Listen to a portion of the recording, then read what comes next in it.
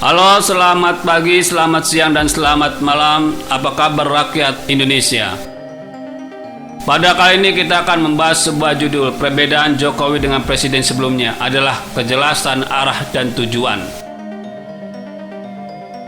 Jokowi adalah presiden ke-7 setelah Soekarno, Soeharto, Habibie, Gus Dur, Megawati, dan SBY.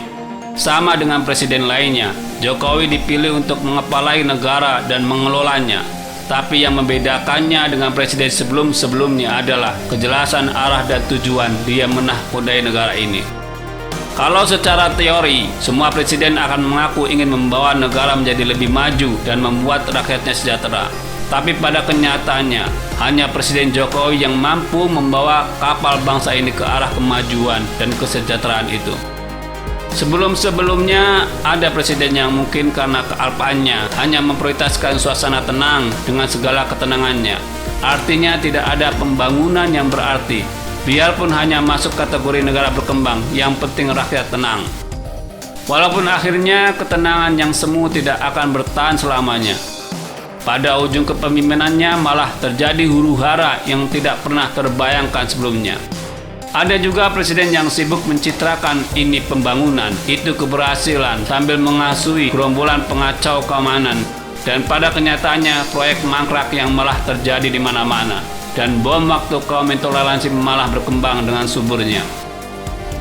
Belum lagi masalah sumber daya alam negeri ini yang dibiarkan dikuasai asing dengan semena-mena.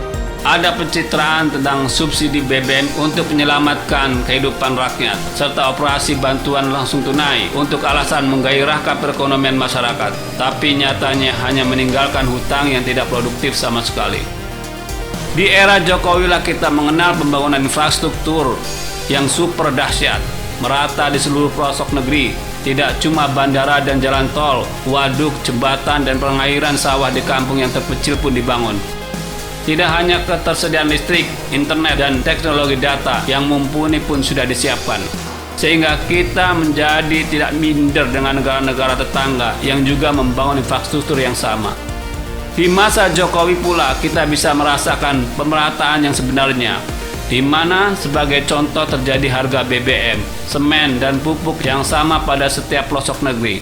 Sama dalam arti sesungguhnya tidak berbeda sesesen pun. Di bawah kepemimpinan Jokowi pula, kita merasakan bagaimana elegannya menguasai kembali sumber daya alam yang memang seharusnya milik negara kita, bukan milik segelintir orang atau sekelompok. Hanya dengan Jokowi kita merasakan bagaimana nikmatnya hidup di negara yang relatif terbebas dari kaum intoleran dan perongrong Pancasila. Apa pentingnya hal ini kita untuk sadari bahwa kepemimpinan Jokowi akan berakhir di tahun 2024 nanti. Jokowi tidak ingin ada perubahan undang-undang untuk memperpanjang jabatannya. Begitu pula kalau berbicara mengenai niat dan minat. Kami kira kita sebagai masyarakat juga harus menghormati undang-undang yang sudah berlaku itu. Tidak boleh kita paksakan Jokowi untuk terus memimpin sampai ke periode ketiganya. Masalahnya sekarang, siapa yang akan menjadi suksesor Jokowi yang bisa menjamin arah negara ini tetap jelas?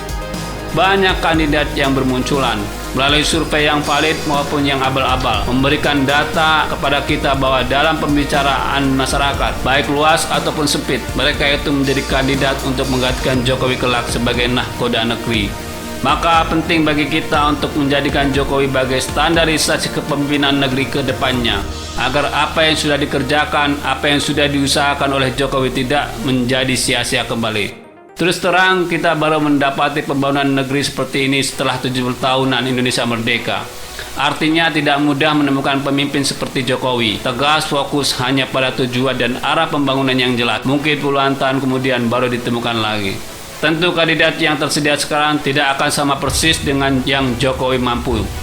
Tapi paling tidak jangan sampai pilihan kita untuk menggantikannya adalah sosok yang malah kontraproduktif dengan apa yang sudah dibangun dan dikerjakan Jokowi sebelumnya.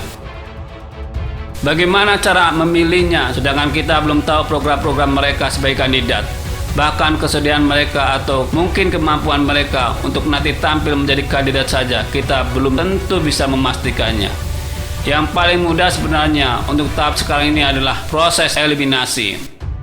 Walau kita bukan KPU yang berhak menurunkan atau menaikkan seorang kandidat, tapi kita bisa memastikan keinginan dalam hati kita untuk tidak akan memilih orang yang bertolak belakang dengan Jokowi cara membangunnya.